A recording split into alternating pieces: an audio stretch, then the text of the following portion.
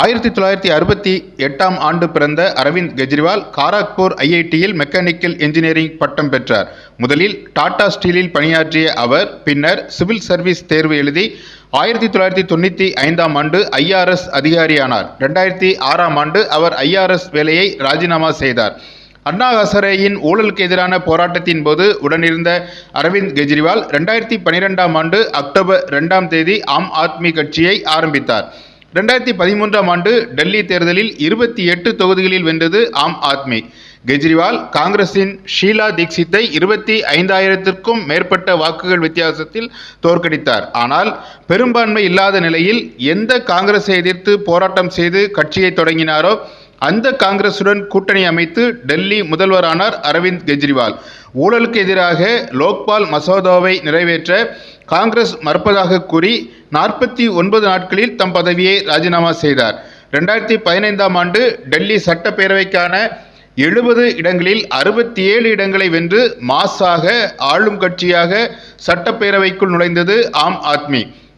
சற்று தொளதொளப்பான சட்டை, அந்த சட்டைப்பையில் பால்பாயின் பேனா, கால்களில் சாதாரண செருப்பு, கழுத்தை சுற்றி ஒரு மப்ளர் என்று நடுத்தர வர்க்கத்தின் பிரதிநிதியாக டெல்லி முதலமைச்சரானார் அரவிந்த் கெஜ்ரிவால். இந்திய அரசியலில் புதிய உதயம் என்று தன் வெற்றியை கூறிய கெஜ்ரிவால் ஊழலுக்கு எதிரானதே தங்கள் கொள்கை என்றார். ஊழல் ஒழிப்புடன் மக்களுக்கு கல்வியையும் மருத்துவ உதவியையும் அளிப்பதே தங்கள் சித்தாந்தம் என்றும் அவர் கூறினார். ஜாதியையும் சமயத்தையும் வைத்து தங்கள் கட்சி அரசியல் செய்யாது என்றும் அவர் தெரிவித்தார். குறைந்த வருமான பிரிவினருக்கான 200 யூனிட் வரை இலவச மின்சாரம், 20 கிலோ லிட்டர் இலவச தண்ணீர், பெண்களுக்கு இலவச பேருந்து பயணம் ஆகிய நலத்திட்டங்களை கெஜ்ரிவால் செயல்படுத்தினார். அரசு பள்ளிகளை தரம் உயர்த்தினார். இலவச மருந்துகளுடன் மருத்துவ சேவையை உயர்த்தினார். ஆகவே ஆம் ஆத்மியின் வாக்கு வங்கி வலுவாகவே இருந்தது. 2018ஆம் ஆண்டு ஆம் ஆத்மிக்கு மாநிலங்களவையில் 3 உறுப்பினர்கள் கிடைத்தனர். 2019 மக்களவைத் தேர்தலில் ஒரு தொகுதியில் வெற்றி கிடைத்தது. பஞ்சாப் மாநிலத்தில் 2022ஆம் ஆண்டு நடைபெற்ற சட்டப்பேரவைத் தேர்தலில் ஆம் ஆத்மி ஆட்சியை கைப்பற்றியது. ஆனாலும் மதுபான வழக்கு, பங்களா ஊழல், யமுனை நதி மாசு, மோசமான சாலைகள், அதிகரிக்கும் மாசு ஆகியவை கெஜ்ரிவாலுக்கு ஆபத்தாக மாறின. அமைச்சர்கள் 2 அறைகள் உள்ள பிளாட்களில் வாழ்ந்தால் போதும் என்று கூறிய கெஜ்ரிவால் 40 கோடிக்கும் மேலான தொகையை சீஸ் மஹால் என்னும் தன்னுடைய வீட்டுக்கு செலவழித்ததும் அவருடைய மிஸ்டர் கிளீன் இமேஜை சிதைத்து விட்டது. முன்பு ஆம் ஆத்மியில் இருந்த பத்திரிகையாளர் அசுதோஷ், சிஸ்டத்தை மாற்றுவதற்காக கெஜ்ரிவால் அரசியலுக்கு வந்தார், ஆனால் சிஸ்டம் அவரை மாற்றிவிட்டது என்று கூறியுள்ளார். 2024 செப்டம்பர் 17ஆம் தேதி டெல்லி முதல்வர் பதவியை ராஜினாமா செய்த கெஜ்ரிவால் தன் இடத்தில் அதிசி மர்லீனாவை நியமித்தார். 3 முறை டெல்லி முதல்வரான அரவிந்த் கெஜ்ரிவால் இந்த முறை தேர்தலில் தோற்றிருக்கிறார். அவரது கட்சி 22 தொகுதிகளில் மாத்திரமே ஜெயித்துள்ளது. காங்கிரஸ் மற்றும் ஆம் ஆத்மி கட்சிகளிடமிருந்து 27 ஆண்டுகளுக்கு பிறகு பாரதிய ஜனதா டெல்லியை கைப்பற்றியுள்ளது என்று செய்திகள் கூறுகின்றன. ஆனால் டெல்லியில் ஆட்சியின் முகம் மட்டுமே மாறியுள்ளது. ஏற்கனவே இருந்த சங் பரிவாரின் சித்தாந்தமே தொடர்கிறது என்று டெல்லியை சேர்ந்த மூத்த பத்திரிகையாளர் ஒருவர் கட்டுரையில் தெரிவித்துள்ளார்.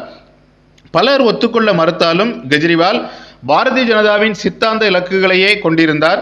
அயோத்தியில் ராமர் கோயில் கட்டுவது, அரசியல் அமைப்பின் 370வது விதியை நீக்குவது, பொது சிவில் சட்டத்தை கொண்டு வருவது என்பன பாரதிய ஜனதாவின் சித்தாந்தங்கள் என்றே அனைவரும் கூறுவர். ஆனால் இந்த விஷயங்களில் கெஜ்ரிவால் ஒத்த கருத்துடையவராக இருந்ததோடு மட்டுமல்லாமல் பல விதங்களில் அவற்றுக்கு ஒத்துழைத்தார். ராமர் கோயிலை ஒத்த ஒரு தற்காலிக கட்டட அமைப்பை தலைநகர் டெல்லியில் பெருஞ்செலவில் கெஜ்ரிவால் உருவாக்கினார். ஒரு நாள் பயன்பாட்டுக்கு பிறகு அது முற்றிலும் அகற்றப்பட்டது. இந்திய ரயில்வேயுடன் இணைந்து டெல்லியில் உள்ள மூத்த குடிமக்கள் அயோத்தி சென்று வர இலவச பயணத்தை கெஜ்ரிவால் அறிவித்தார்.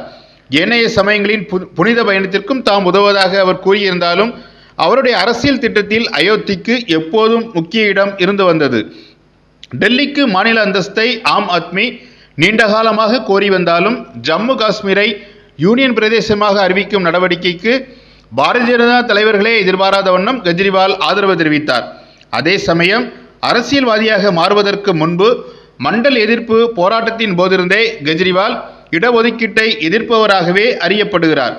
ஆம் ஆத்மிக்கு வாக்களித்தவர்கள் மாநிலத்துக்கு ஆம் ஆத்மிக்கும் மத்தியில் ஆளுவதற்கு பாரதிய ஜனதாவுக்கும் வாக்களிக்கும் அளவுக்கு காங்கிரஸ் எதிர்ப்பில் இரண்டையும் ஒன்றாய் நோக்குகிறவர்களாக இருந்தார்கள் என்றும் டெல்லி பத்திரிகையாளர் எழுதியுள்ளார். கெஜ்ரிவாலின் பாரதிய ஜனதா மீதான விசுவாசமானது ஆம் ஆத்மி தங்களுக்கு மிக குறைந்த வாக்கு வங்கி இருக்கும் இமாச்சல பிரதேசம், கோவா, குஜராத் மற்றும் ஹரியானா போன்ற மாநிலங்களின் சட்டப்பேரவை தேர்தல்களிலும் போட்டியிட்டு காங்கிரசின் வாக்கை பிரித்து பாரதிய ஜனதாவின் வெற்றிக்கு உதவியதிலே வெளிப்பட்டது என்றும் சில அரசியல் நோக்கர்கள் கூறுகிறார்கள். காங்கிரசின் முன்னாள் முதல்வர் ஷீலா தீக்ஷித்தை 25,000க்கும் மேலான வாக்குகள் வித்தியாசத்தில் தோற்கடித்த அரவிந்த் கெஜ்ரிவால் தற்போது தோற்றிருக்கும் வித்தியாசத்திற்கு காரணம் ஷீலா தீக்ஷித்தின் மகன் சந்தீப் தீக்ஷித் ஆவார். காங்கிரசின் சார்பில் போட்டியிட்ட இவர் பெற்ற 4,568 வாக்குகளையும் சேர்த்தால் கெஜ்ரிவால் வெற்றி பெற்றிருப்பார். ஆம், கெஜ்ரிவால் 4,089 வாக்குகள் வித்தியாசத்தில் தோற்றிருக்கிறார். டெல்லி மக்களின் நம்பிக்கையை கெஜ்ரிவால் மீண்டும் பெறுவாரா என்பதை பொறுத்திருந்து பார்ப்போம். நீங்கள் நினைப்பதை நாங்கள் பேசுகிறோம். இதுபோன்ற விரிவான அரசியல் செய்தி பதிவுகளை தவறவிடாதிருக்க தமிழ் பூமர் சேனலை சப்ஸ்கிரைப் பண்ணுங்க.